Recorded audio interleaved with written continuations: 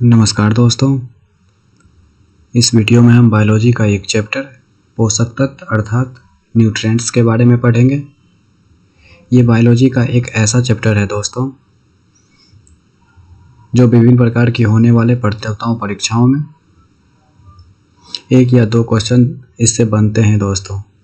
तो आइए इस वीडियो में हम पोषक तत्व अर्थात न्यूट्रिएंट्स को पढ़ते हैं दोस्तों। सबसे पहले दोस्तों पोषक तत्व अर्थात जिसे हम इंग्लिश में दोस्तों न्यूट्रिएंट्स कहते हैं। सबसे पहले हम देख लेते हैं आखिर ये पोषक तत्व क्या होती है दोस्तों। उसके बाद पोषक तत्व कितने प्रकार की होती है उसके बारे में देख लेंगे दोस्तों। तो आइए सबसे पहले हम देख लेते हैं पोषक तत्व अर्थात दोस्तों न्यूट्रिएंट्स। दोस्तों यदि पोषक तत्व की बात करें तो जो हम मानव शरीर होती है अर्थात हमारा शरीर जो होती है दोस्तों, हमारा शरीर सुचारू रूप से वृद्धि और विकास करे दोस्तों, इसके लिए हमें ऊर्जा अर्थात एनर्जी की ज़रूरत होती है, जो हमें मूल रूप से दोस्तों पोषक तत्व से प्राप्त होती है। कहने का मतलब हमारा शरीर जो होती है सुचारू रूप से वृद्धि करे, विकास करे, बड़ा हो, इसके लिए दोस्तों हमें ऊर्जा अर्थात एनर्जी की ज़रूरत होती है, जो हमें दोस्तों मूल रूप से पोषक तत्व से मिलती है या फिर हमें पोषक तत्व से प्राप्त होती है। उसे हम दोस्तों पोषक तत्व कहते हैं। दोस्तों हमारे शरीर में ऊर्जा विभिन्न प्रकार के पोषक तत्व से मिलती है। कहने का मतलब हमारे शरीर में जो ऊर्जा अर्थात एनर्जी मिलती है दोस्तों, वो पोषक तत्व के ही माध्यम से मिलती है। यदि हम पोषक तत्व को देखें दोस्तों तो पोषक तत्व एक प्रकार की कार्बनिक अर्थात ऑर्गेनिक रसायन होती है, जैसे कार्बोहाइड्रेट, प्रोटीन, वसा, विटामिन, खनिज लवण। ये जितने भी प्रकार की ये कार्बोहाइड्रेट, प्रोटीन, वसा, विटामिन या फिर खनिज लवण है दोस्तों, ये पोषक तत्व के श्रेणी में आते हैं। आइए आगे देखते हैं हम। आगे है दोस्तों पोषक तत्व के प्रकार। दोस्तों पोषक तत्व को दो कैटेगरी में बांटा गया है। पहला कैटेगरी है माइक्रोन्यूट्रिएंट्स अर्थात वृहद पोषक तत्व। दूसरा कैटेगरी है दोस्तों माइक्रोन्यूट्रिएंट्स अर्थात लघु पोषक तत्व। कहने का मतलब दोस्तों जो पोषक तत्व होती है उसे दो भागों में बांटा गया है। पहला वृहद पोषक तत्व, दूसरा लघु पोषक तत्व। अब देख लेते हैं दोस्तों माइक्रोन्यूट्रिएंट्स अर्थात वृहद पोषक तत्व क्या होती है, फिर देख लेते हैं दोस्तों माइक्रोन्यूट्रिएंट्स अर्थात लघु पोषक तत्व क्या होती है। यदि सबसे पहले हम दोस्तों माइक्रोन्यूट्रिएंट्स की बात करें तो ये हमें ज़्यादा मात्रा में चाहिए होती है।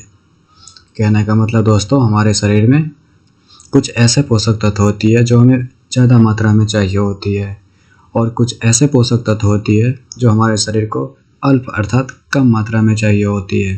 तो जो हमारे शरीर में दोस्तों ज़्यादा मात्रा में चाहिए होती है उसे मैक्रो अर्थात वृहद पोषक तत्व कहते हैं, और जो हमारे शरीर में कम मात्रा में चाहिए होती है दोस्तों उसे लघु पोषक तत्व अर्थात माइक्रोन्यूट्रिएंट्स कहते हैं। अब दोस्तों हमारे शरीर में जो ज़्यादा मात्रा में पोषक तत्व चाहिए होती है वो कौन सा पोषक तत्व है उसको देख लेते हैं। फिर हमारे शरीर में जो कम मात्रा में अर्थात लघु मात्रा में चाहिए होती है पोषक तत्व वो कौन सी होते हैं उसे देख लेते हैं दोस्तों। तो दोस्तों हमारे शरीर में जो वृहद अर्थात बहुत ज़्यादा मात्रा में चाहिए होती है उसमें दोस्तों कार्बोहाइड्रेट, प्रोटीन और वसा होती है दोस्तों, और जो हमें कम मात्रा में चाहिए होती है उसमें दोस्तों विटामिन होती है और खनिज लवण होती है। समझ गए होंगे दोस्तों कि पोषक तत्व दो प्रकार की होती है, वृहद पोषक तत्व और लघु पोषक तत्व। हमारे शरीर में जो ज़्यादा मात्रा में चाहिए होती है उसे वृहद पोषक तत्व अर्थात कार्बोहाइड्रेट, प्रोटीन, वसा है, और जो हमें कम मात्रा में चाहिए होती है उसमें विटामिन और खनिज लवण है दोस्तों। आइए इस स्लाइड को आप समझ गए होंगे दोस्तों। अब आगे देखते हैं। आगे दोस्तों इस वीडियो में हम दोस्तों जितने भी देखे हैं इसमें हम कार्बोहाइड्रेट, प्रोटीन, वसा, विटामिन, खनिज लवण, तो इस वीडियो में दोस्तों हम सबसे पहले प्रोटीन के बारे में पढ़ लेते हैं। फिर इसके बाद आने वाली वीडियो में दोस्तों हम कार्बोहाइड्रेट, वसा, विटामिन और खनिज लवण के बारे में पढ़ेंगे। तो आइए इस वीडियो में हम सबसे पहले प्रोटीन के बारे में देख लेते हैं। दोस्तों प्रोटीन हिंदी में भी प्रोटीन ही होती है और इंग्लिश में भी इसे हम प्रोटीन ही कहते हैं दोस्तों। ये पोषक तत्व का ही दोस्तों एक एक भाग है या फिर एक पोषक तत्व ही है दोस्तों प्रोटीन। यदि दोस्तों हम प्रोटीन की बात करें तो प्रोटीन जो होती है दोस्तों ये अमीनो अम्ल का एक बहुलक होता है दोस्तों। कहने का मतलब जिस तरह हाइड्रोक्लोरिक अम्ल हो, सल्फ्यूरिक अम्ल हो, कार्बोनिक अम्ल हो, जितनी भी तरह की अम्ल होती है दोस्तों उसी तरह से एक अमीनो अम्ल होती है दोस्तों। वही अमीनो अम्ल का जो बहुलक होता है दोस्तों उसे हम प्रोटीन कहते हैं। उम्मीद करते हैं आप समझ गए होंगे दोस्तों।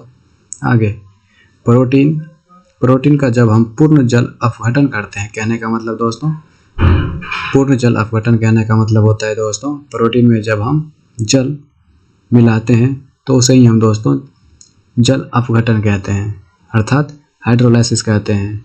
कहने का मतलब जब हम प्रोटीन में जल मिलाते हैं, और जल मिलाना क्या कहलाती है साइंस की भाषा में, हाइड्रोलाइसिस।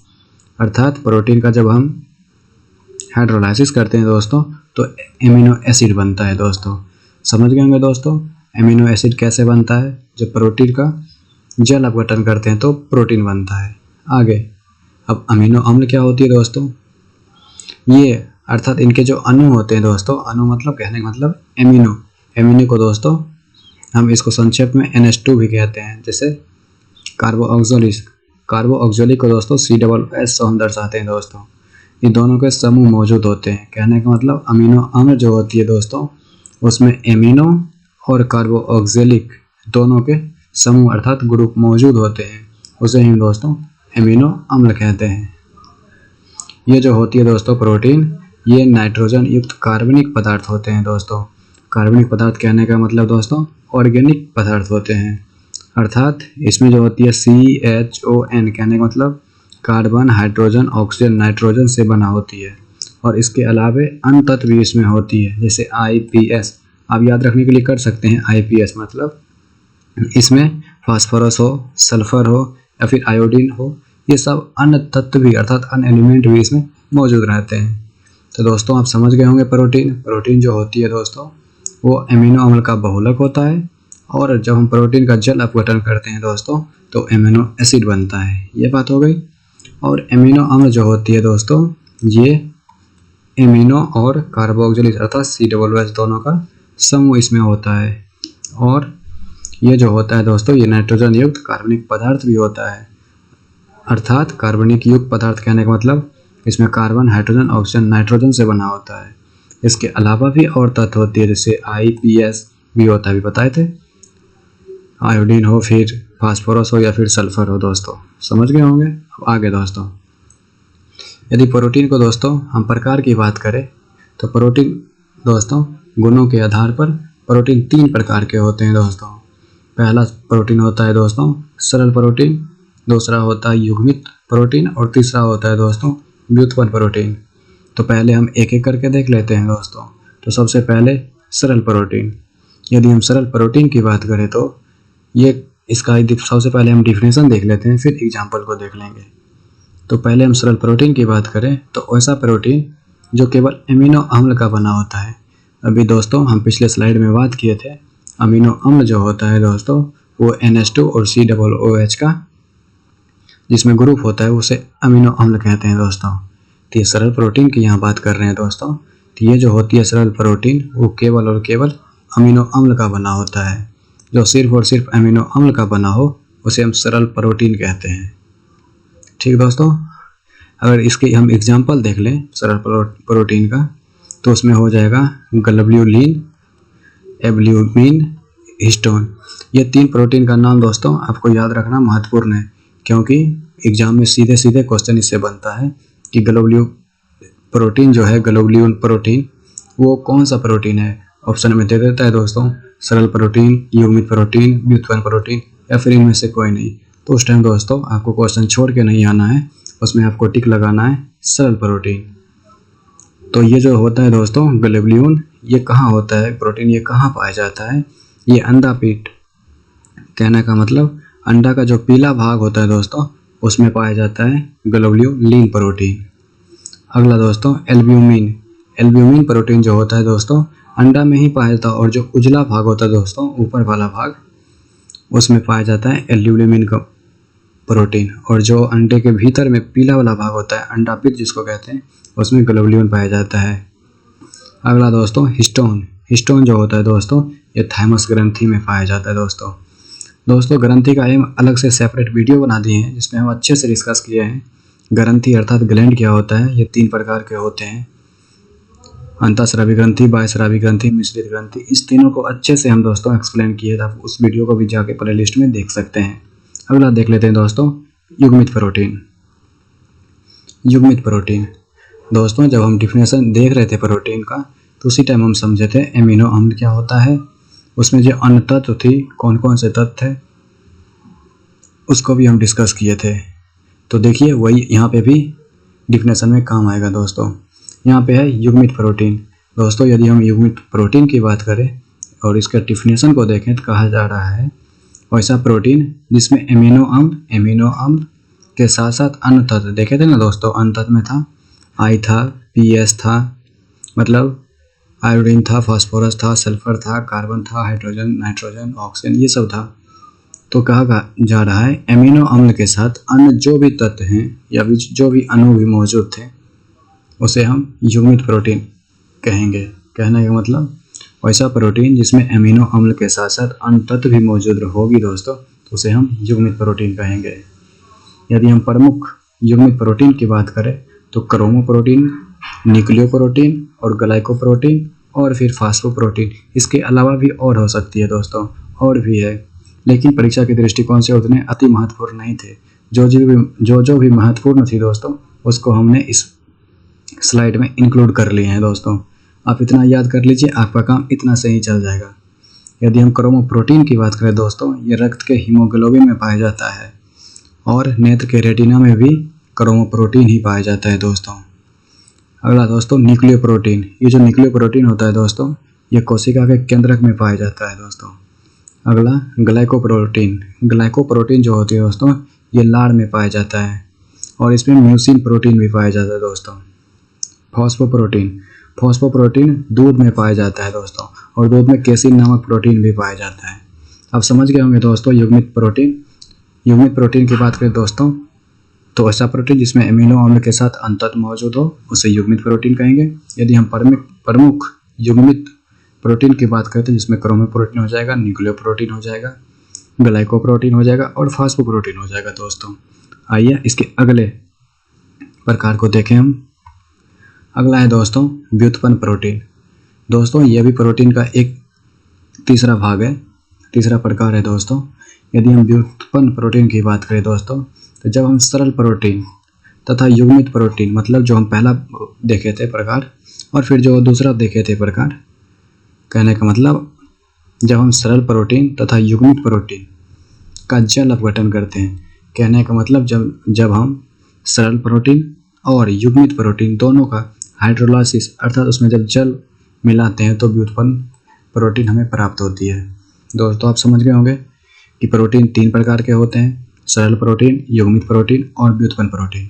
सरल प्रोटीन और युग्मित प्रोटीन को तो हम अच्छे से डिस्कशन और डिस्क्राइब अभी कर दिए हैं। अब ये तीसरा है व्युत्पन्न प्रोटीन। ये जो व्युत्पन्न प्रोटीन होती है दोस्तों सरल प्रोटीन और युग्मित प्रोटीन से ही बना होता है दोस्तों। जब हम सरल प्रोटीन और युग्मित प्रोटीन में का जल अपघटन करते हैं तो व्युत्पन्न प्रोटीन प्राप्त होती है। समझ गए होंगे दोस्तों अच्छे से। अब यदि हम प्रमुख व्युत्पन्न प्रोटीन की बात करें दोस्तों, जैसे पेप्टोन हो दोस्तों, पेप्टोन एक प्रकार की व्युत्पन्न प्रोटीन है दोस्तों। अगला पेप्टाइड्स। पेप्टाइड्स व्युत्पन्न प्रोटीन का ही उदाहरण है दोस्तों। प्रोटियंस भी दोस्तों व्युत्पन्न प्रोटीन ही है दोस्तों। अब हम देख लेते हैं दोस्तों ये जो प्रोटीन है वो तो देखे थे दोस्तों, अभी जब हम देख रहे थे स्टार्टिंग में देख लीजिए, जब हम प्रोटीन का प्रकार की बात कर रहे थे दोस्तों तो जब गुणों के आधार पे हम बांटे थे तो गुणों के आधार पे दोस्तों 3 प्रकार का प्रोटीन देखे थे। अब देखिए दोस्तों ये भी प्रोटीन ही है दोस्तों, लेकिन आणविक संरचना के आधार पे दोस्तों प्रोटीन को 2 भागों में बांटा गया है दोस्तों। पहला है रेशेदार प्रोटीन, ठीक है दोस्तों, फिर आगे देखेंगे दोस्तों। अभी पहले देख लेते हैं रेशेदार प्रोटीन। पहला है दोस्तों रेशेदार प्रोटीन। यदि हम रेशेदार प्रोटीन की बात करें दोस्तों, ये जो बाल होती है मानव की त्वचा के ऊपर, उस बाल में रेशेदार प्रोटीन होती है दोस्तों। त्वचा जो है त्वचा में भी होती है दोस्तों। ऊन जो होती है दोस्तों, ऊन में केराटिन प्रोटीन भी होती है, लेकिन वो एग्जाम्पल रेशेदार प्रोटीन का ही है दोस्तों। ठीक है दोस्तों। यदि हम बात करें दोस्तों मांसपेशी की, तो मांसपेशी मायोसिन प्रोटीन ही होती है, लेकिन वो प्रोटीन रेशेदार प्रोटीन का ही एग्जाम्पल के अंतर्गत आती है दोस्तों। अगला है दोस्तों, पहला देख लिए रेशेदार प्रोटीन, और दूसरा नंबर में दोस्तों गोलीय प्रोटीन है। तो ये गोलीय प्रोटीन की बात करें तो ये हीमोग्लोबिन में होती है, और दोस्तों इंसुलिन में भी गोलीय प्रोटीन ही होती है।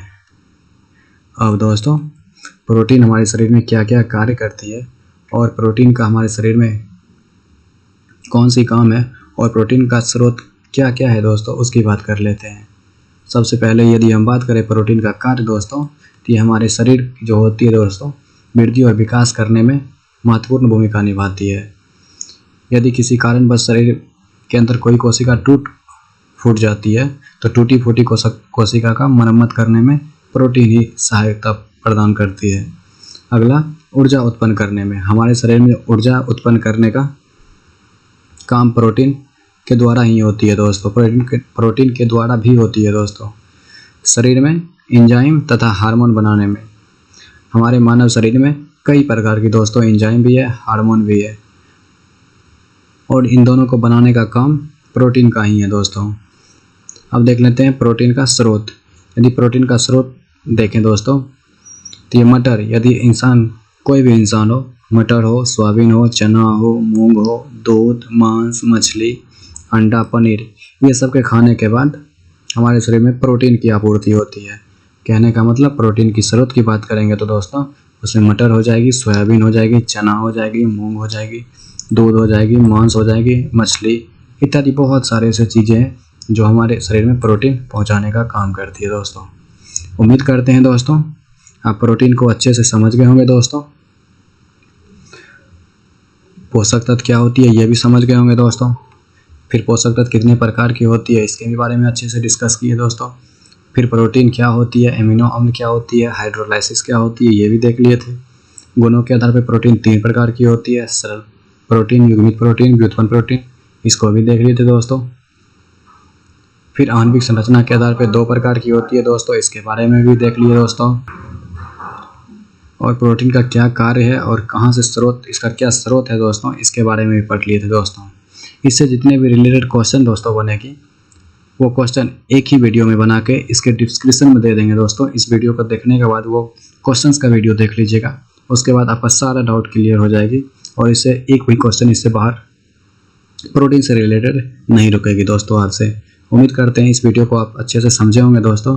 इस वीडियो में तब तक के लिए दोस्तों थैंक यू, धन्यवाद।